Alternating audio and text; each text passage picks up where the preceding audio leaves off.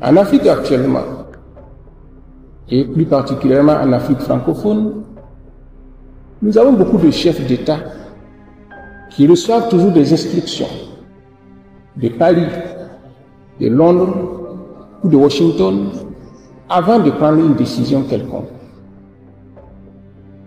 Nous avons des chefs d'État qui préfèrent s'allier à Paris ou à Washington pour combattre leurs propres frères africains. Dans un tel contexte, construire un ensemble intégré de développement et d'industrialisation est difficile. Alors, comment allez-vous? Vous allez bien? Moi je vais très bien, ça se voit. Eh bien écoutez, on a un discours ici très intéressant qu'on a redécouvert encore une fois. Mais je trouve que c'est très important de le revoir. Je l'ai trouvé par hasard et j'étais vraiment surpris. Je pense qu'il faudrait que je le partage avec vous. Très intéressant. Je voudrais que vous fassiez vos commentaires pour que l'on puisse faire la lecture ensemble et puis tirer des conclusions. On y va. On regarde la vidéo, ensuite on fait un commentaire.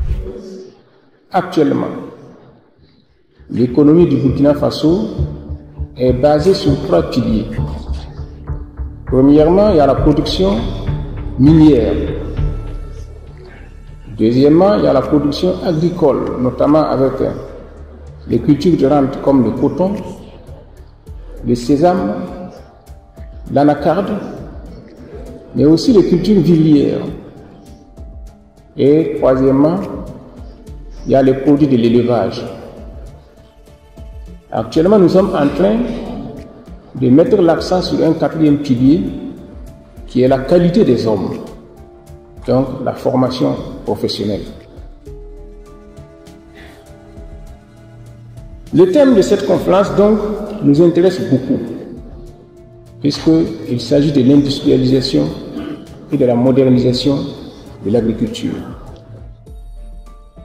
À ce titre, la Chine est une référence pour nous.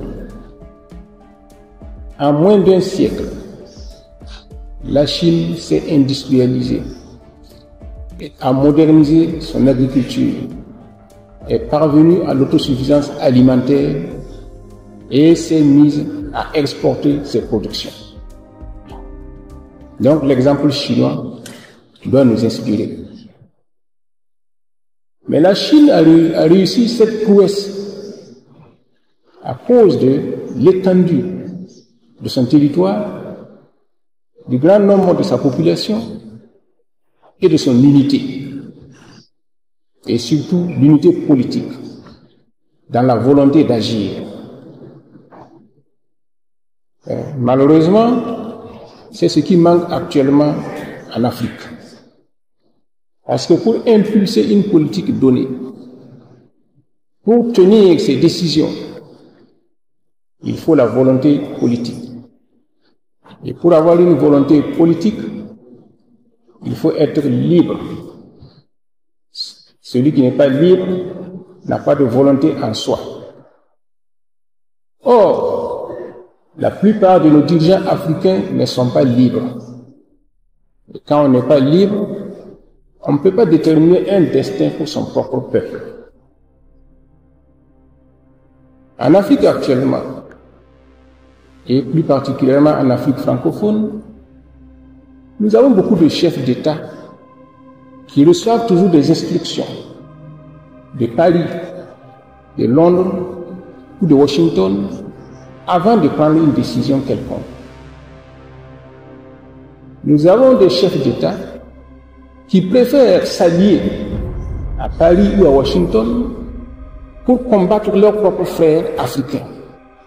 Dans un tel contexte, construire un ensemble intégré de développement et d'industrialisation est difficile. Pour ce qui concerne mon pays, le Burkina Faso, nous avons remarqué qu'en Afrique de l'Ouest, la coopération entre États était difficile, dans la mesure où d'autres chefs d'État reçoivent des instructions ailleurs pour les exécuter contre même d'autres pays d'Afrique de l'Ouest.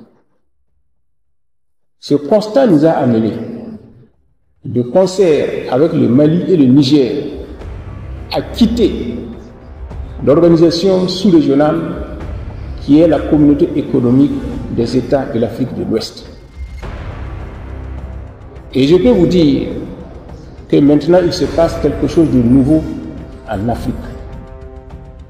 Parce que les trois pays, le Mali, le Burkina Faso et le Niger, qui ont constitué une alliance le 16 septembre 2023, ont, à partir du 6 juillet 2024, constitué une confédération d'États. Et cette confédération a pour objectif d'aboutir à une fédération d'États dans les prochaines années, et le plus tôt possible. Et je peux vous dire que cette marche est irréversible. Si la constitution de la confédération s'est faite à l'instigation et sous le leadership des trois chefs d'État, les populations de ces pays se sont emparées de ce projet et poussent maintenant les dirigeants à aller de l'avant. Donc ce n'est plus une affaire de dirigeants, c'est devenu une affaire des peuples de ces trois pays. Et sur ce plan, je peux vous dire que la coopération avec la Chine peut avoir beaucoup d'avenir dans le cadre de cette confédération qui fait une superficie de plus de 2 700 000 km² et qui compte une population de plus de 80 millions d'habitants. Mais il faut dire que la modernisation de l'agriculture et l'industrialisation nécessitent des préalables. Et ce préalable, c'est quoi? C'est l'énergie, la production énergétique, qui est le maillon faible de nos pays. Par exemple, chez moi, au Burkina Faso, pendant les périodes de chaleur, les pics de chaleur, on est obligé de procéder à des régulations énergétiques par des coupures de courant afin de pouvoir donner satisfaction à tout le monde parce que la production énergétique n'est pas suffisante. On ne peut pas industrialiser un pays si on ne résout pas au préalable le problème de production d'énergie. Et donc je pense que sur ce plan, la Chine est attendue et pourrait contribuer au développement de la production énergétique en Afrique, préalable à l'industrialisation et à la modernisation de l'agriculture. La modernisation de l'agriculture nécessite aussi d'autres préalables. Il faut des infrastructures routières, ferroviaires, pour les échanges de ces produits industriels et agricoles. Et sur ce plan, au Burkina Faso, nous avons mis en place une industrie de production de rails pour faciliter la construction des chemins de fer. Et là-bas aussi, nous attendons la contribution et l'expertise chinoise pour leur réalisation prochaine. Au-delà du pays, nous avons en projet la construction de chemins de fer qui relierait la capitale du Ghana, Accra, à la capitale du Burkina Faso, Ouagadougou. Donc c'est pour vous dire que les projets ne manquent pas et tout cela est nécessaire parce que si on fait une industrialisation et on modernise une agriculture sans prévoir les conditions d'écoulement, il y aura un étouffement et ça va se rejaillir sur la production industrielle et sur la production agricole. Mais ce n'est pas suffisant. Il faut aussi prendre soin des hommes qui seront les artisans de cette industrialisation et de cette production agricole. Donc la formation est nécessaire et aussi la santé des hommes est nécessaire. Sur ce plan, je remercie encore la Chine qui est en train de réaliser au Burkina Faso le plus grand hôpital de référence du pays et qui sera fonctionnel à partir de 2025. Et donc, c'est pour vous dire que nous ne devons pas voir l'industrialisation et la modernisation de l'agriculture de façon isolée, mais dans un ensemble, pour qu'il n'y ait pas de goulot d'étranglement dans le processus. Cela dit, je reviens pour dire que la Chine a intérêt à une Afrique unie et développée. Si l'Afrique était unie, au lieu d'avoir affaire à 54 États différents, la Chine aurait affaire à un seul État. Les négociations se feraient beaucoup plus facilement et les résolutions se prendraient beaucoup plus rapidement.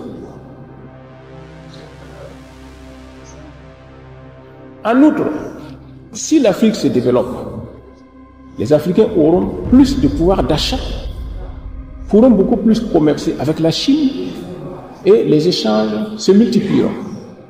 Donc, nos intérêts sont partagés. Autant l'Afrique a besoin de la Chine pour se développer, autant la Chine a besoin de l'Afrique pour se développer également, parce que avec les échanges, ça produit, n'est-ce pas, un effet de stimulation. Alors donc maintenant, Excellences, messieurs les chefs d'État et de gouvernement, c'est pour vous dire que les perspectives dépendent de nous et dépendent d'abord d'une volonté et d'une volonté politique. Donc je souhaiterais que nous examinions cela avec attention et que nous prenions en compte que nous devons d'abord et avant tout nous libérer de toutes les tutelles, nous orienter vers nous-mêmes afin que tout développement harmonieux et soutenable puisse se faire. Je vous remercie. Faites-moi savoir ce que vous en pensez. C'est toujours un grand plaisir de vous suivre. Si vous n'êêtes pas encore ici, faites ça, vous savez comment ça se passe. Vous ne faites pas encore partie de notre communauté, ça serait un grand plaisir de vous avoir, comme ça on va grandir ensemble. Faites un commentaire, ne partez pas sans faire un commentaire. On veut savoir ce que vous en pensez. God bless.